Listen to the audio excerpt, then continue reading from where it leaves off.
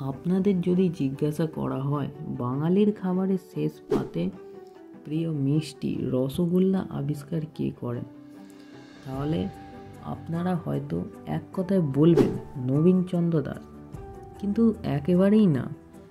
আসল সত্য তো এটাই যে নবীনচন্দ্র দাসের আগে আরও একজন বাঙালি রসগোল্লা আবিষ্কার করে ফেলেছিলেন। কি শুনে ভারী অবাক লাগছে তো? তাই চলুন কে কিভাবে এই রসগোল্লার আবিষ্কার করলো তার গল্পটা শুনে নিই। বাংলার রীতিনীতি অনুযায়ী আজ থেকে বহু বছর আগে বাংলায় দুধ, ঘি, মাখনের ব্যবহার তো ছিলই, কিন্তু এই ছানার তৈরি রসগোল্লা আবার কবে থেকে শুরু হয় এটা জানতে গেলে আগে আমাদের জানতে হবে বাঙালিরা ছানা তৈরি করতে কিভাবে শিখল। 1521 খ্রিস্টাব্দের সময় ভারত তথা প্রথম পর্তুগিজদের কাছ থেকে ছানা তৈরি করা শেখে। সেই সময় জমিদার বাড়ি সহ বিভিন্ন অনুষ্ঠানে ছানার তৈরি বিভিন্ন সন্দেশ ও মিষ্টি জল দেখা যেত, কিন্তু রসগোল্লা না। তাই 1846 থেকে 1847 সালের সময় হলদিয়া জেলার ফুলিয়া গ্রামের হারাধন ময়রা নামে একজন ময়রা একদিন ছানার মিষ্টি তৈরি করতে করতে তার মেয়ে কান্না করছিল। তার মেয়ের কান্না থামাবার জন্য হারাধন ময়রা এক টুকরো ছানা গোল করে ফুটন্ত রসে ফেলে দেয়, আর ব্যাস এ থেকেই তৈরি করে ফেলে হারাধন বাবু প্রথম রসগোল্লা। পরে হারাধন বাবু তার এই রসগোল্লা পাল চৌধুরী বাড়ির জমিদারদের খাওয়ালে ওনারা প্রচুর প্রশংসা করে তার। এ তো গেল হারাধন ময়রার রসগোল্লা আবিষ্কারের গল্প।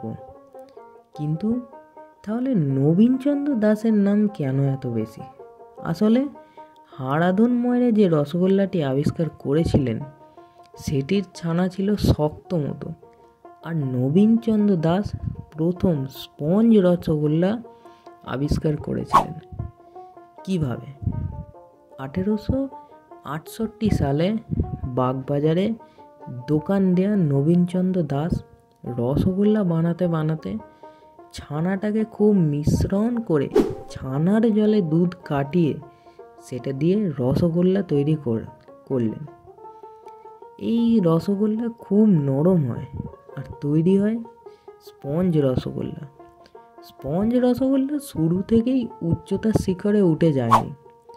এটার বিখ্যাত হওয়ার পিছনে রয়েছে একটা গল্প।